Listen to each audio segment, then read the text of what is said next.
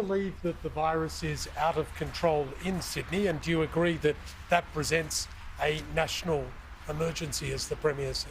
Well, I've been treating COVID-19 as a national emergency for the last almost 2 years, and that hasn't changed in that entirety of the time we've been managing this pandemic.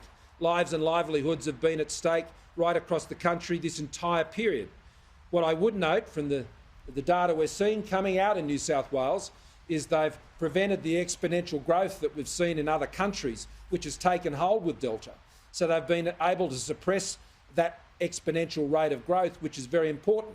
And so, when you've got exponential growth in cases, that's what you'd call out of control. And that's not occurring in New South Wales. And I'd reassure people in Sydney in particular that what you're doing now is saving lives.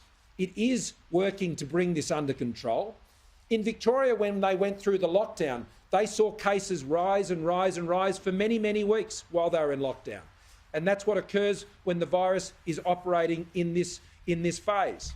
And so the lockdown is the most important factor in arresting the growth, first in cases, which they have had some success in achieving and will have more, we believe.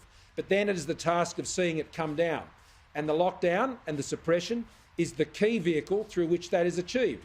That is the experience of what we've seen in other parts of the country. And so that can be assisted by the vaccine program.